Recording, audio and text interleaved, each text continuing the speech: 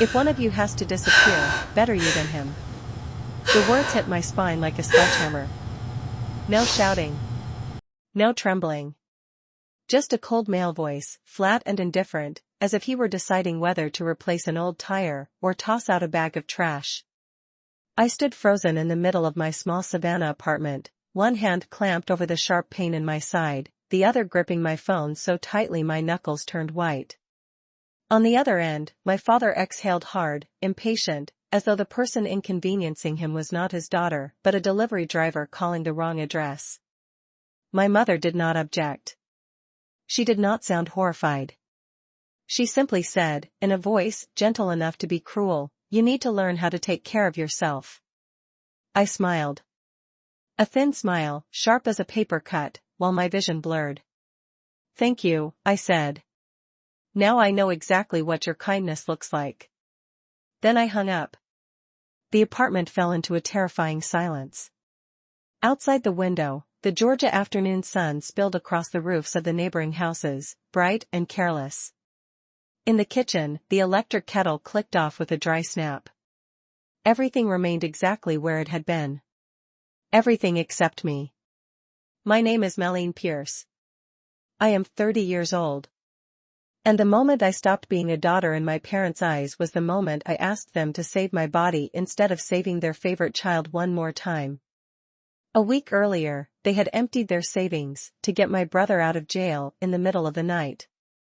By the time I called, the money was gone, the sympathy was gone, and apparently any reason to care whether I made it onto an operating table was gone too.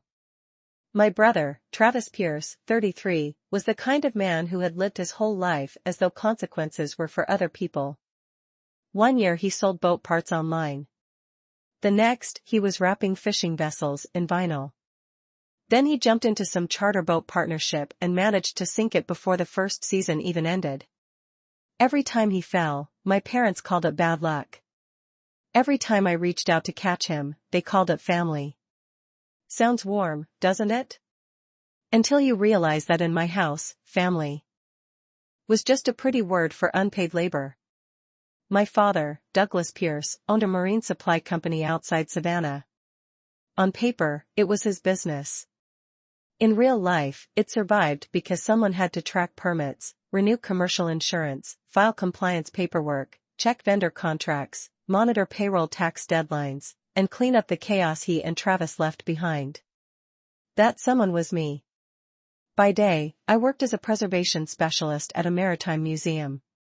I repaired crumbling ship logs, frayed maps, and salt-stained letters that had survived more water than they should have. I loved that work. There was something honest about touching damaged things and trying to keep them from falling apart. The irony was that I had been doing the exact same thing for my family my entire life. I kept rotten things looking whole. My father would drop files into my lap and grumble, "You're better at this office nonsense than I am." My mother forwarded me emails with subject lines screaming "final notice" or "signature required," then added, "Can you handle this for me? You know how your father is." And Travis never ordered me around. He performed. He performed desperation. Performed humiliation. Performed the role of a failed man who still somehow deserved to be rescued one more time. "Maddie, you're the only smart one in this family. Maddie, help me just this once. Maddie, once I'm back on my feet, I'll make it all up to you." He never made anything up to me. I did. Years ago, when my father's credit score had dropped and the insurance company threatened to cut coverage, I was the one who put my name down as the compliance contact on several renewal forms to keep their rates from exploding. Just temporary, my father had said. In my family, temporary always meant forever, until I snapped. And I never snapped. I only kept patching. Until my own body began to betray me. At first it was only flashes of pain. Then came the kind of pain that forced me to double over at work, pretending I was only short of breath. 4 months, tests and scans and appointments stacked one on top of another like a tightening noose. Finally, the specialist looked at me and said, in a calm voice that made it even worse, that I needed surgery. Not someday. Not when it was convenient. Soon. I still remember sitting in my car in the clinic parking lot, both hands gripping the steering wheel, and it wasn't even the diagnosis that terrified me most. It was the money. I had some savings. But not enough. Not after years of lending money to Travis, plugging my parents' financial leaks, fronting costs that had never been my responsibility in the first place. Not after too many years of choosing to be the support beam in someone else's house, instead of laying a foundation for my own life. And as foolish as it sounds, I still called my mother first. Some weak, foolish part of me still believed this time would be different. Surely a necessary surgery mattered more than Travis's newest disaster. I was wrong. My mother answered on speakerphone. In the background, I could hear my father asking whether the bail bondsman had called back. That was how I learned Travis had been arrested the night before for drunkenly shoving a police officer near the marina and resisting like an idiot who believed the world existed to wipe away his consequences. By noon, my parents had drained everything they had left to post bail for him. By 2 in the afternoon, I had become the selfish daughter with terrible timing. I told them I needed help with the surgical deposit. My mother did not even ask how much. She only said it was impossible right now. Her son needed his family. I repeated, slowly, that I needed surgery. And then my father snatched the phone and hurled that sentence at me like a verdict. If one of you has to disappear, better me than him. There are moments that do not merely hurt you. They rearrange you. I stood in my tiny apartment, my heartbeat pounding against my ribs, and understood a truth I should have learned years ago. In this family, I would never be chosen first unless choosing me cost them nothing. I could have cried. I could have started calling everywhere for loans, begged the hospital for mercy, continued playing the role of the capable, enduring daughter I had always been. But that time I only stood still. So still that I frightened myself. Because beneath the pain and humiliation, something else was rising. Colder. Sharper. Clearer. My parents thought they had just chosen Travis over my life. What they did not know was that with that single phone call, they had shown me every rotten beam holding up their world. And for the first time in my life, I no longer wanted to keep that house standing. Pain has a way of stripping life down to its ugliest truths. The next morning, I woke before dawn with my body twisted around the ache in my side, as if sleep itself had spent the night trying to protect the part of me that was failing. The room was still blue with early light. My sheets were damp. My jaw hurt from clenching. For a few seconds, I lay there staring at the ceiling, disoriented, almost able to pretend the call with my parents had been a fever dream. Then my phone lit up on the nightstand. 3 missed calls from my mother. 2 texts from Travis. 1 voicemail from my father. I did not open any of them. I sat up slowly, pressing a hand against my ribs until the wave of pain passed. The apartment was quiet except for the hum of the refrigerator and the distant cry of gulls from somewhere beyond the river. Savannah was waking up. Delivery trucks. Morning traffic. A dog barking down the block. The world moved with its usual rhythm, steady and indifferent, while mine had split open overnight. I swung my feet to the floor and stayed there for a moment, elbows on my knees, breathing through the pain. Then I stood and made coffee. Not because I wanted it. Because routine was the only thing keeping me from shattering. I moved through the kitchen on instinct. Fill the kettle. Grind the beans. Pour the water. Wait. My hands were steady now. Too steady. It was the kind of calm that comes after a disaster, when the smoke has not cleared but your body has already accepted that no one is coming to save you. When the coffee was ready, I carried the mug to the table by the window and finally looked at my phone. Travis, Maddie, don't be dramatic. Travis, you know Dad didn't mean it like that. My mother, call me when you calm down. My father's voicemail was only 8 seconds long. Your mother's upset. Don't make this harder than it already is. I stared at the screen until the words blurred. Don't make this harder. I almost laughed. Not because it was funny. Because something inside me had begun To snap so cleanly, so quietly, that it no longer sounded like breaking. It sounded like clarity. For years, every crisis in my family had come wrapped in the same script. Travis destroyed something.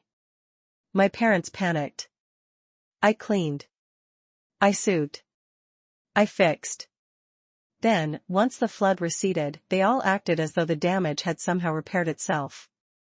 No one ever said thank you in a way that meant anything. No one ever asked what it cost me, and if I hesitated even once, I became the cruel one. The selfish one. The difficult daughter. I opened my email. 43 unread messages. Most were from the museum. A few were routine notices. But woven between them, like wrought through wood, were the familiar threads from my father's company. Insurance renewal reminder, vendor compliance update, urgent signature request, payroll discrepancy notice, state licensing deadline. My father had forwarded 2 of them after midnight with no greeting, no explanation, just a single line on each: handle this, need this done today. I stared at those words for a long time. Then I opened the first message. It was from the company's commercial insurance provider. Their policy renewal was pending one final compliance review. Missing documents. Incomplete safety records.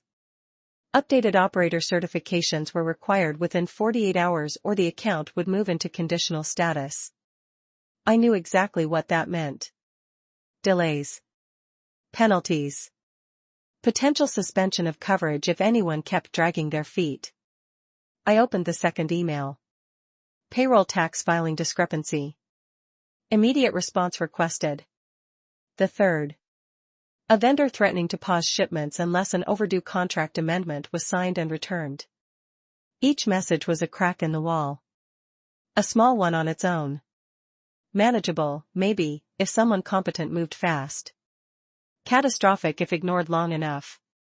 And all of them had been sent to me because everyone in that company, from office clerks to suppliers to regulators, had learned the same lesson: if you wanted something resolved, you did not call Douglas Pierce.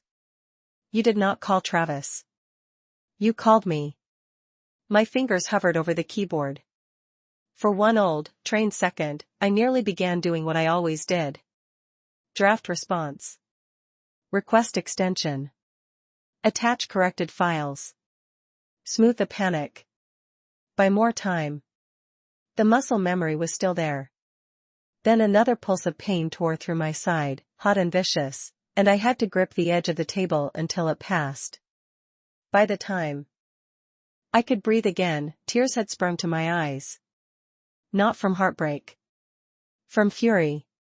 I was sitting there, trying not to collapse, while the people who had refused to help pay for my surgery still expected me to protect their business before breakfast. Something hardened in me. I closed every email. Then I opened a blank document and began to make a list. Accounts, deadlines, access points, things only I knew.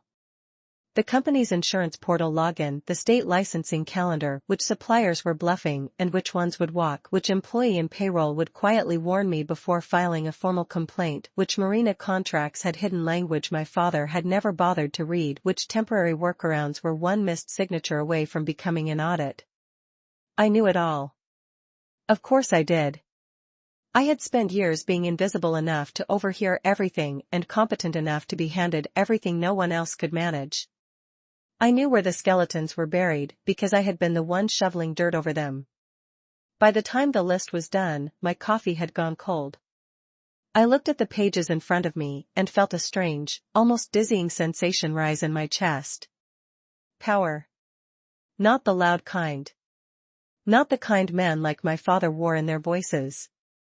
Not the swagger Travis faked every time he stumbled into another scheme. This was quieter.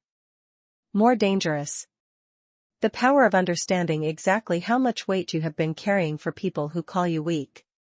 My phone rang again. Mother. I let it ring. It rang a second time. Then a third. Finally, a text appeared. Your father needs those forms sent in before noon. Don't punish the family because you're emotional. I read it once, then again. Emotional. Not sick. Not scared. Not in pain, emotional. A bitter smile touched my mouth. I typed back 4 words. Then handle it yourselves. I hit send before I could soften it. For a second, the room seemed to still around me. The gulls outside. The traffic. Even my own breathing. As though the world had paused to witness a tiny, impossible event, the family tool had spoken with a human voice. My mother replied almost instantly. Excuse me? Then my father, don't start this. Then Travis, because of course Travis somehow made everything about himself, so this is revenge? Seriously? Over one argument? I stared at the screen. And for the first time in years, I did not rush to defend myself. I did not explain. I did not rewrite reality into something gentler so they could keep loving themselves. My thumbs moved with terrifying calm. It was not one argument, it was a lifetime. Then I silenced the phone. The quiet afterward was immense. I sat there, looking out at the sun climbing over the rooftops, and felt something I had not felt in years. Not peace. Not yet. But space. A tiny opening in the suffocating wall of duty that had boxed me in for so long. Space enough to think. Space enough to choose. My laptop screen dimmed. The unanswered company emails waited in the background like lit fuses. I should have been afraid. A part of me was. Because once I stopped holding their world together, things would start breaking fast. My father would bluster. My mother would guilt and plead. Travis would rage. They would call me cruel, unstable, ungrateful. They would say I was abandoning them. But another part of me, deeper and colder, already understood the truth.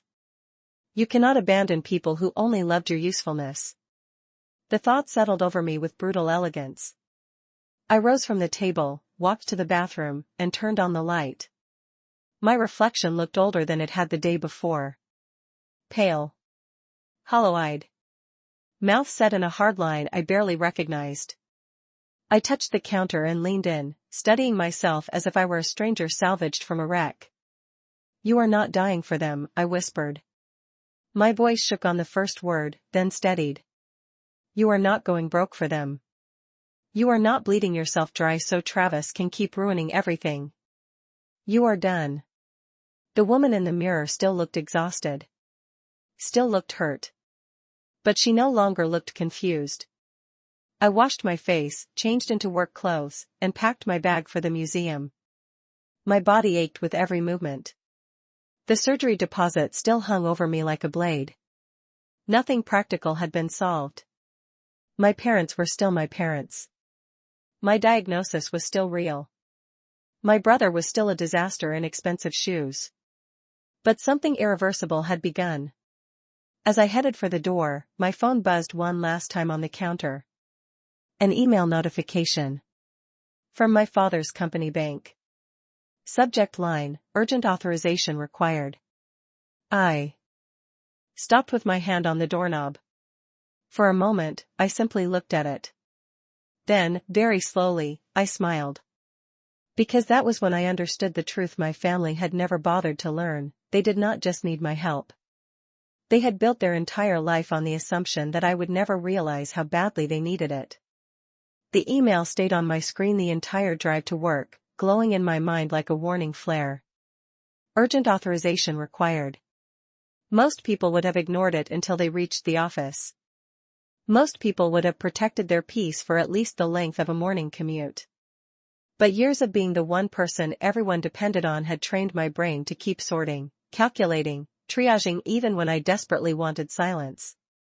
By the time I pulled into the employee lot behind the museum, I already knew 3 possibilities. A vendor payment issue. A payroll transfer issue. Or worse, an account lock triggered by a missing authorization chain. Any of them could become a disaster by noon. I turned off the engine and sat there, both hands resting on the steering wheel while the ache in my side throbbed like a second pulse. The old version of me would have opened the laptop in the parking lot.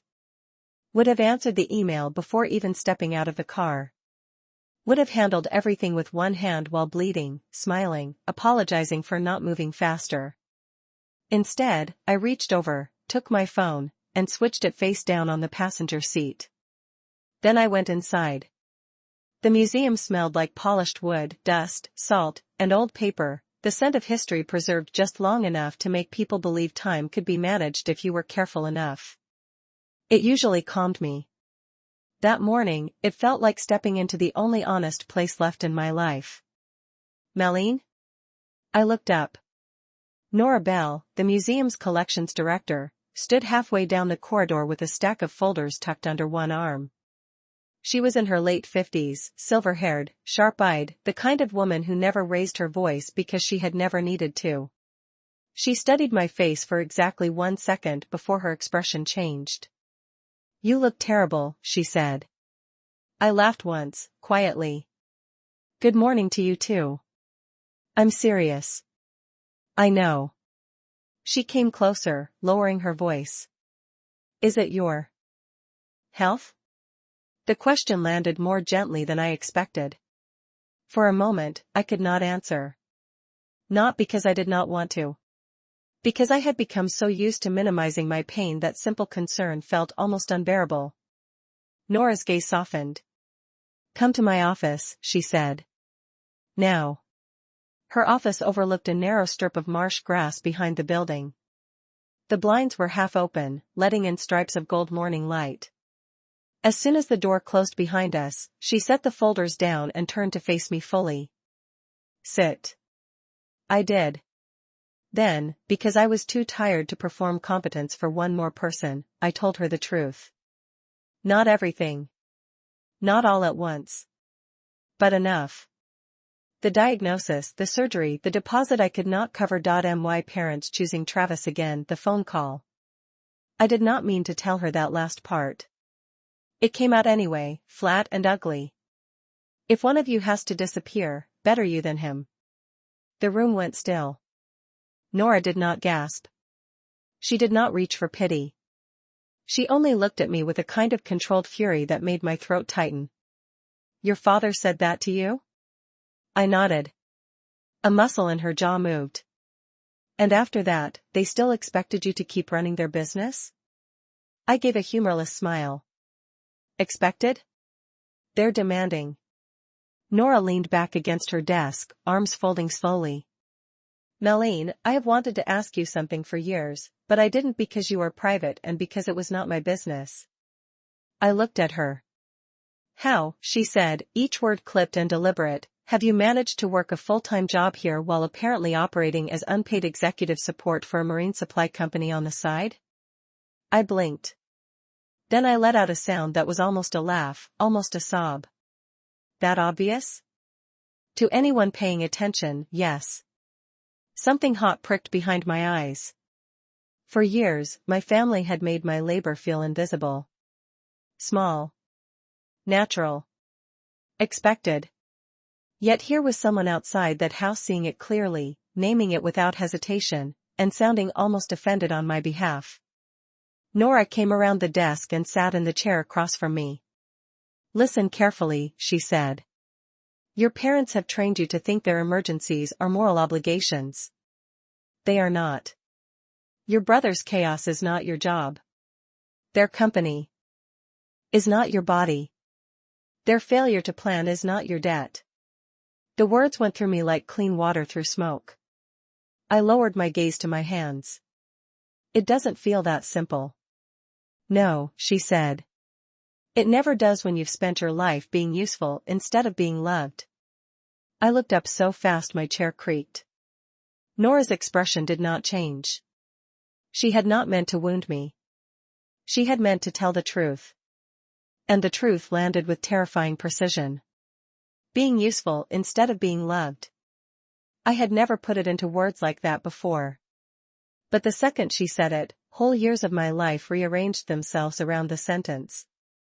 The holidays where I cooked while Travis charmed everyone after wrecking another job.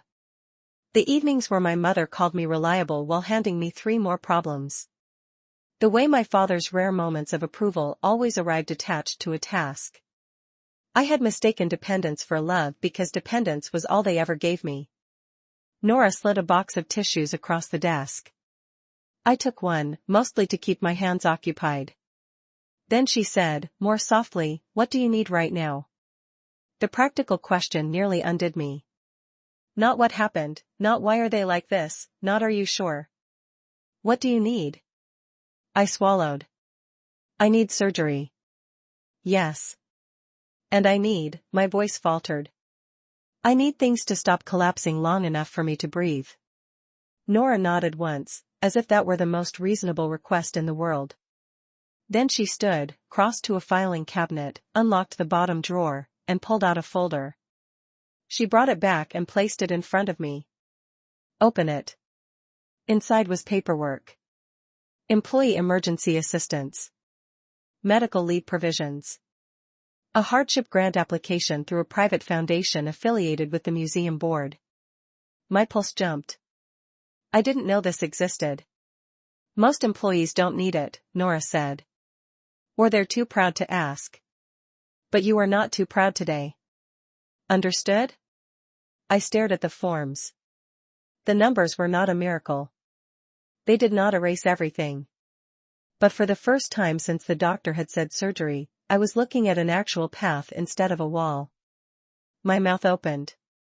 Closed. Nora, do not thank me yet. Fill them out first. A laugh escaped me then, real this time. Shaky and surprised.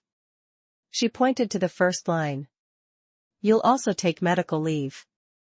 And before you try arguing, let me save you the trouble. This museum survived hurricanes. It can survive without you for a few weeks.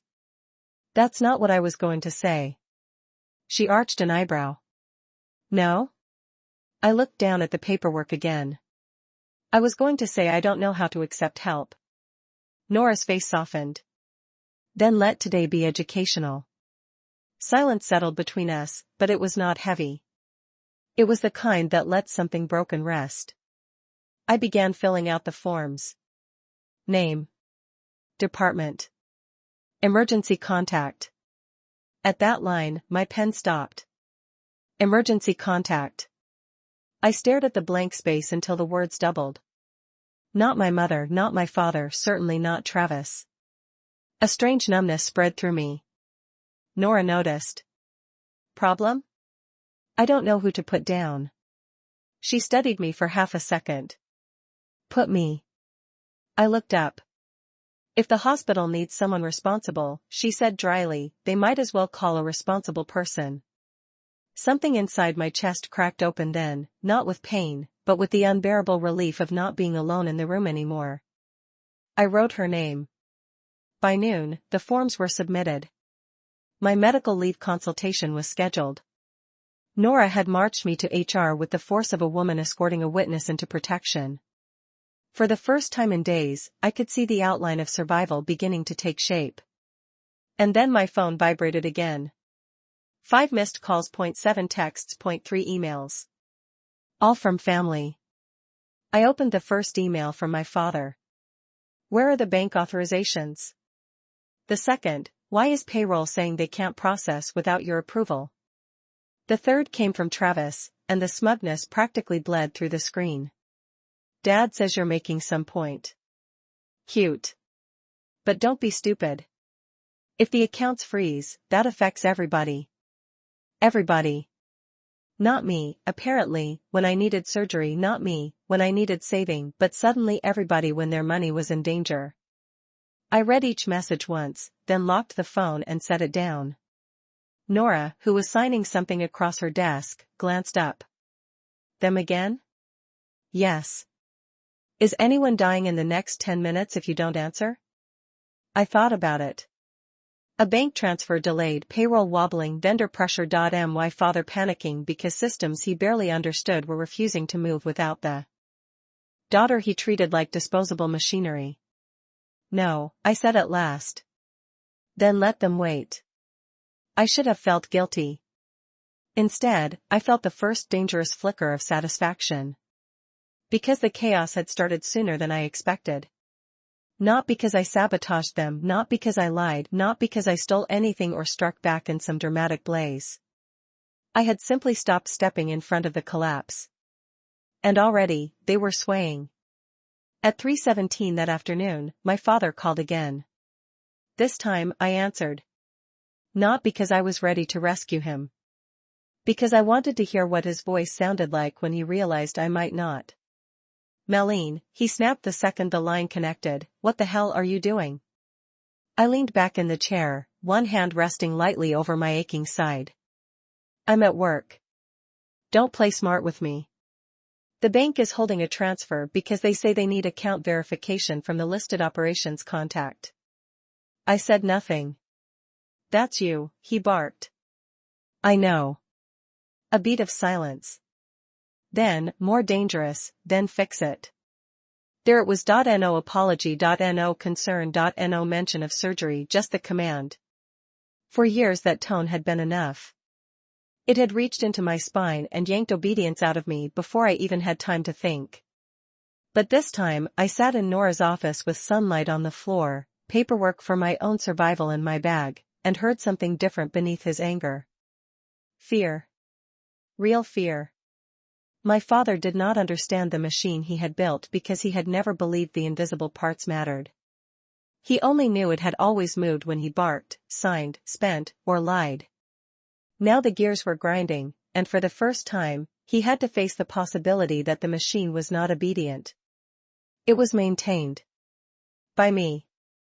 Meline, he said again, slower now, trying for control, stop this nonsense. We don't have time. I looked at the marsh grass bending in the wind beyond Nora's window.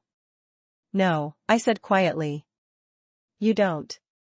The silence on the other end turned immense. When he spoke again, his voice had changed. Because in that single instant, he had finally heard it. Not defiance. Leverage. The silence after my answer was so complete I could hear my own pulse in my ears. No, you don't.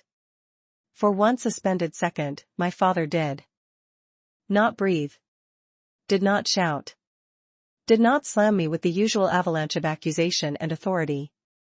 It was as if the sentence had reached across the line and struck him somewhere too deep for immediate reaction. Then he exploded.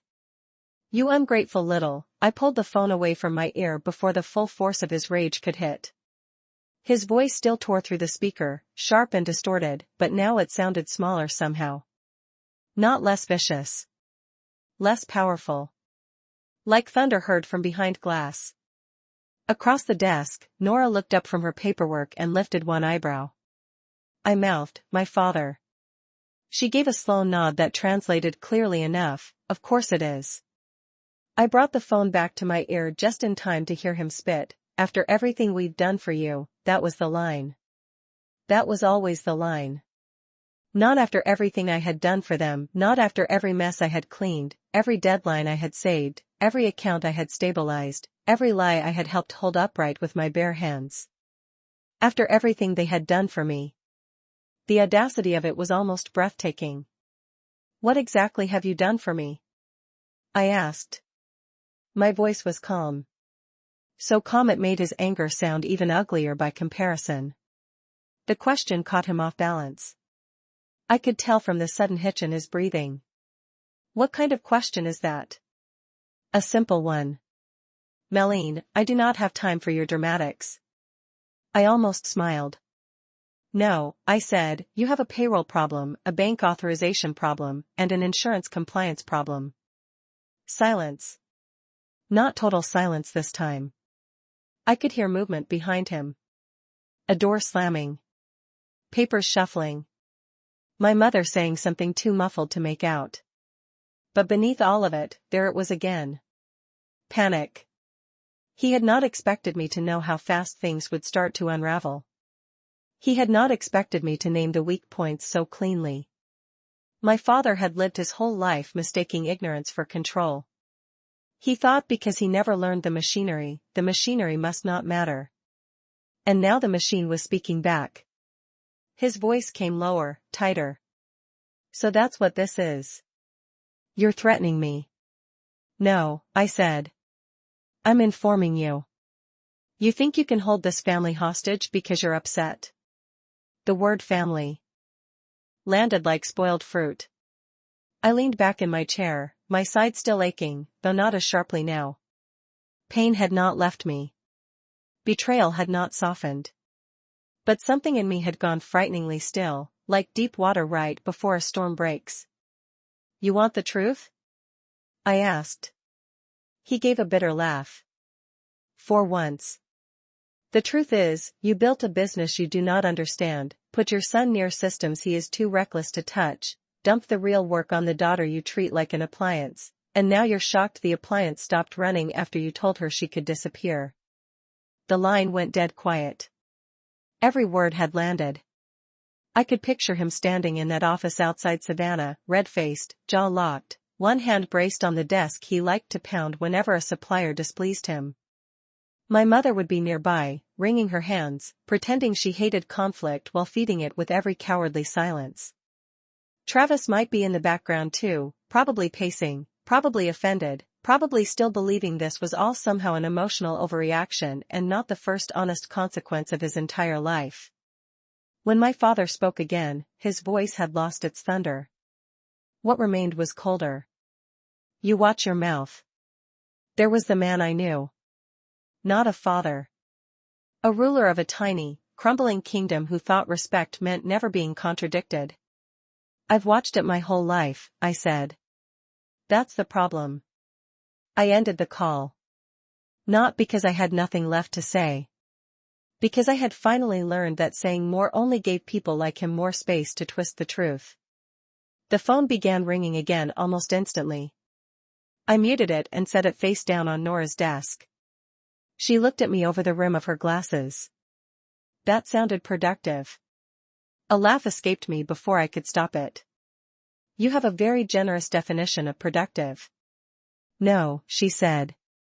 I have an experienced ear for men realizing they are no longer in charge. That drew a real smile from me, brief and sharp. Then the smile faded. Because under the satisfaction, under the relief, under the crackling adrenaline of finally speaking plainly, grief was rising too. Hotter now. Closer to the surface. Not grief for the phone call. Not even for the way he had spoken to me. Grief for the years. For the birthdays I spent answering vendor emails from restaurant bathrooms while Travis got drunk and made speeches. For the holidays I arrived early to cook, stayed late to clean, and still left with some new burden tucked into my bag. For the younger version of me who kept mistaking endurance for love because she had never been taught the difference. Nora's voice softened. You all right? Such a small question. So impossible to answer. I pressed my fingers briefly to my eyes. I think I just realized there was never going to be a version of this where he heard me and became better. Nora was quiet for a moment. Then she said, no. There probably wasn't. Honest. No false comfort. No sentimental fiction. And somehow, honesty was kinder. I let out a shaky breath. Part of me still expected. I stopped. What? I looked at the streaks of sunlight stretching across the floorboards. I don't know. Remorse, maybe. One human sentence. Something like, are you okay? We'll figure this out. Instead it's just, I gave a hollow laugh. Payroll. Nora's expression turned sad in that restrained, dignified way some people have when they are witnessing damage too old to be dramatic. When people have depended on your usefulness for a long time, she said, your pain feels inconvenient to them. It interrupts the service. The sentence struck with surgical precision. Yes. That was it exactly. My illness was not tragic to them. It was disruptive. My surgery was not frightening to them. It was badly timed. My body was not my body. It was the breakdown of a system they assumed belonged to them. A cold wave moved through me, leaving clarity in its wake. I picked up the phone again and opened my messages. My mother had sent 6 in a row. Why are you doing this? Your father is under enough pressure. Travis says the bank transfer is for payroll. Those people have families. You can't punish innocent employees. Call me immediately. I stared at the screen until a strange little pulse of fury made my hand tremble. There it was again. The moral trap. Not, we hurt you, not, we were wrong, not, tell us what you need. Just another attempt to fasten guilt around my throat and pull. Those people have families. As if I had not spent years protecting those employees from my father's negligence. As if I were the danger here. As if the crisis was my refusal to keep absorbing the consequences, not their refusal to run their company like competent adults. I typed a reply to my mother. Payroll was not my concern when I needed surgery. I read it twice. Then deleted it. Too emotional. Too easy to weaponize. I started again. You should speak to the listed account owner or corporate counsel. I sent that instead. My mother's response came so quickly she might have been staring at the screen waiting. Don't be cold. I looked at those 3 words and felt something in me settle for good. Cold. Not obedient, not warm, not useful, not loving, cold. That was what they called a woman when guilt no longer worked. I locked the screen and slipped the phone into my bag. By late afternoon, the museum had gone quiet in that peculiar way all public places do between waves of visitors. Somewhere down the hall, a vacuum hummed. A cart rolled over tile. Outside, the marsh grass bent under a restless wind, silver green under the lowering sun. I should have gone back to my department. I should have tried to focus on catalog entries and preservation notes and the ordinary dignity of work that did not ask me to bleed for it. Instead, I found myself opening my laptop again. Not my personal inbox, not the company account. A secure folder. My folder. Years of copied records lived there. Not stolen. Not hidden maliciously. Saved because someone in that business had to preserve continuity, and I had long ago learned not to trust the Pierces to keep clean files or consistent access to anything important. Contracts, certifications, tax correspondence, policy documents, account authorizations, scanned IDs, renewal histories, internal notes. A quiet archive of everything I had ever had to hold together. My eyes moved across file names with growing focus. Bank authorization matrix, insurance compliance contacts, emergency operations notes, vendor escalation pathways, payroll processor access history. The architecture of dependence. I clicked open the authorization matrix first. There it was. Primary account owner, Douglas Pierce. Secondary operational verification contact, Melleen Pierce. Change authority threshold, dual acknowledgement required under flagged review conditions. I stared at the clause. Flagged review conditions. Of course. The bank had updated its fraud controls last year after a regional breach. I had read the notices. I had explained them. My father had waved me off halfway through, annoyed by all the bureaucratic garbage. Travis had joked that if anything got stuck, I'd do your magic. My magic. I nearly laughed. There was no magic. Just labor so consistent it looked supernatural to lazy men. I opened the next file. Then the next. And with each page, the shape of the situation sharpened. This was bigger than one transfer, bigger than one payroll run. Because too many systems had been built with me as the silent failsafe. My name sat in verification chains, compliance trees, renewal confirmations, escalation lists. Sometimes as an official contact. Sometimes as the only person who ever actually answered. They had not merely relied on me. They had woven me into the structure. A pulse of adrenaline moved through me. Not fear this time. Understanding. If I disappeared from that structure all at once, the collapse would not be dramatic and immediate. It would be staggered. Delays here. Flags there. A missed confirmation. A frozen process. A compliance warning. Death by 1,000 neglected details. And they would have no idea how many of those details even existed until they started choking on them. The thought should have frightened me. Instead, it made me sit up straighter. Because for the first time I was not looking at my life through the eyes of the daughter they had diminished. I was seeing it as it actually was. I was not a helper, not an extra pair of hands, not the quiet, reliable sister tucked behind the family myth. I was infrastructure. And they had just told the infrastructure to die. The office door opened softly.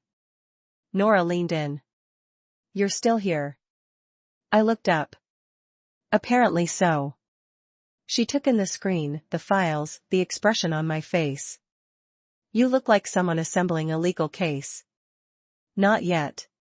Her mouth quirked. Should I be worried by the yet? No, I closed one folder and folded my hands over the keyboard. "But I think I finally understand something." "What's that?" I met her gaze. "They think I'm withholding help." A beat. "They still don't understand that I am the system they were calling help." Nora held my stare for a long second. Then she nodded once, slow and approving, like a professor watching a student finally reach the theorem on her own. "Well," she said, "that must be a terrifying realization." "It is. For them, I mean." I laughed so suddenly it hurt. And in the middle of that sharp, startled laughter, my phone began to ring again. This time, it was not my father, not my mother, not Travis. It was the company's outside accountant. I looked at the screen, and every nerve in my body went alert. Because if the accountant was calling me directly, then the fire had already spread beyond panic. It had reached the people who knew where the numbers were buried. I let the phone ring 3 times. On the 4th, I answered. Melanie Pierce. The accountant on the other end, Randall Keene, did not bother with pleasantries. He was a lean, gray-voiced man in his 60s who had been handling my father's company books for years, the sort of person who sounded perpetually unimpressed by the existence of human error. If panic had reached him, then things were already worse than my family understood. "Thank God," he said. I blinked. Not because of the words themselves. Because of the naked relief in them. "Mr. Keene? Tell me you're available." I leaned back slowly in Nora's chair, one hand drifting to my side as a dull ache rolled through me again. Outside the office window, the marsh grass bent under the late afternoon wind, shimmering silver-green beneath the dying light. Everything looked still. Controlled. Measured. The voice in my ear was none of those things. "What happened?" I asked. Randall exhaled sharply, papers rustling on his end. "Your father authorized an outgoing transfer this morning. Large amount. The bank flagged it because of the verification threshold. Then payroll processing stalled because the account status changed to conditional review pending contact confirmation. Then I tried to get clarification from Douglas, and your brother got on the line." I closed my eyes for 1 second. "Of course he did." "And?" I asked. "And," Randall said, each word clipped hard enough to cut, "your brother appears to believe shouting the phrase, 'just push it through,' constitutes financial procedure." Despite everything, a laugh almost escaped me. It caught in my chest instead, turning into something tighter. Nora watched me from across the desk, her face unreadable but attentive. Randall continued, "I need to know whether you are still acting as operational verification contact for Pierce Marine Supply." There it was. The question was simple, the answer was not. For years, I would have responded without thinking. "Yes. Of course. Let me handle it. Send me what you need. I'll fix it." The old reflex rose like muscle memory. Then I remembered my father's voice. "Better you than him." I remembered my mother's text. "Don't be cold." I remembered Travis calling my pain dramatic while their systems trembled because I had stopped feeding myself into the gears. And suddenly the answer felt very clear. "No," I said. The silence on Randall's end was brief but meaningful. "No as in not at the moment?" he asked. "Or no as in no?" "No as in I am on the verge of medical leave and I am no longer willing to serve as the company's backstop without formal authority, compensation, or protection." My own words startled me with their precision. Across from me, Nora's eyebrows rose a fraction. Randall made a low sound in his throat, not surprise exactly. Recognition. I see, he said. No lecture. No disbelief. No fake confusion. Just I see. That small dignity almost hurt more than the cruelty had. He shuffled another paper. Then I need to advise you of something. I straightened. If your father attempts to continue using you informally while denying your actual role, he's exposing the company to significant operational and regulatory risk. Frankly, he's been doing that for years. I have warned him more than once that the current structure is sloppy. I closed my hand slowly around the phone. Warned him more than once. Of course Randall had. Of course my father had ignored it. My father never listened to warnings that came dressed as paperwork. He only reacted to fires. And by the time he smelled smoke, he always expected me to be standing there with water. Randall continued in the same dry tone. I'm calling because if you are stepping away, I need to know whether there are undocumented dependencies tied to your name. I stared out the window. Undocumented dependencies. Such clinical language for the architecture of my exploitation. Yes, I said quietly. How many? I almost answered with a number. Then I stopped. Because it was not a number. It was a web. A living tangle of shortcuts, assumptions, login routes, renewal calendars, silent interventions, and crisis pathways. Years of invisible labor stitched into a business run by men who preferred swagger to systems.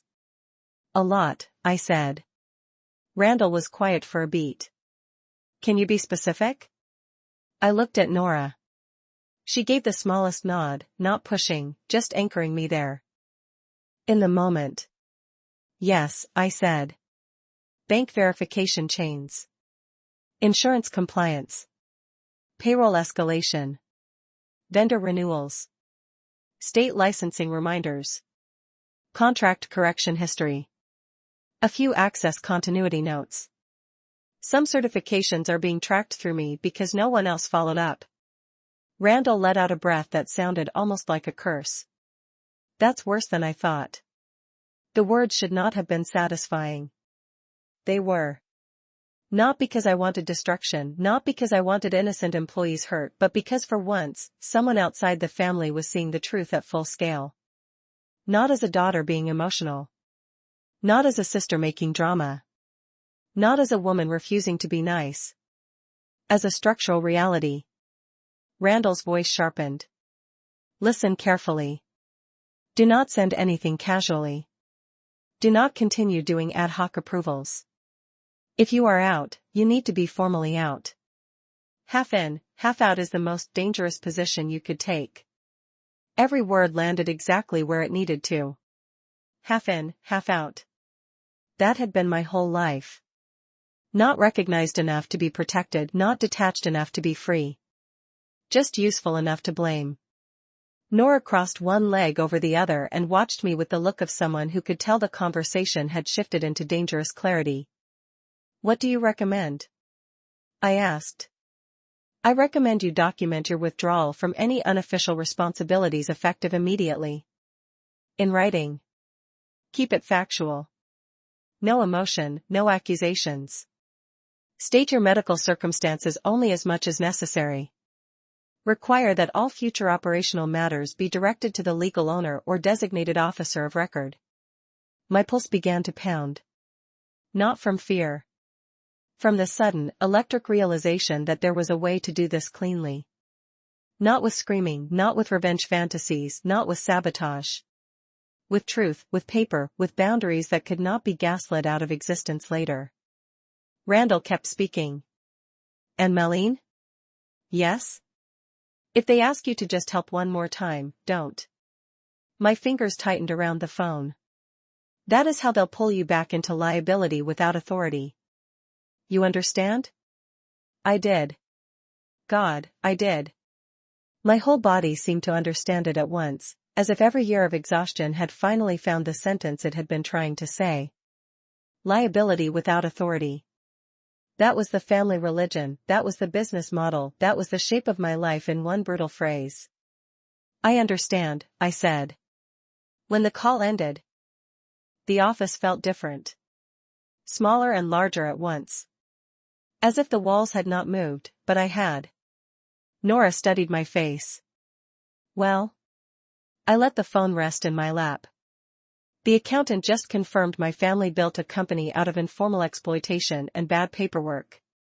Nora nodded thoughtfully. That tracks. A strained laugh escaped me. He told me not to help one more time. An intelligent man. I looked down at my hands. They were trembling. Not wildly. Not with weakness. With aftershock. The kind that comes when a truth you have lived inside for years is finally spoken aloud by someone with enough distance to make it undeniable. Nora's voice gentled. What are you feeling? I opened my mouth, then closed it again. What was I feeling? Anger, yes, relief, yes, fear, absolutely. But under all of it was something stranger. Mourning. Not for the company, not even for the family I had, because grief for that had been with me a long time. I was mourning the woman who had spent so many years believing that if she just gave enough, organized enough, forgave enough, bled quietly enough, someone would eventually notice she was worth saving too. No one had noticed. No one in that house, anyway. And somehow that realization no longer hollowed me out. It steadied me. I think, I said slowly, I'm done waiting for them to become people they've never been. Nora's expression softened with something close to pride. Good, she said. That's expensive hope. You've paid enough for it. The sentence hit so hard I had to look away. Outside, the sky had shifted toward evening, the marsh turning darker now, shadows stretching long across the grass. The museum halls were nearly empty. Somewhere in the building, a door clicked shut. Day staff going home. Another workday ending for people whose labor stopped when they left. I had never really had that luxury. Even when I was home, my family's crises followed me through my phone, my inbox, my bones. Their emergencies nested inside my evenings. Their deadlines ate my weekends. Their failures leaked into every corner of my life until I no longer knew where I ended and their need began.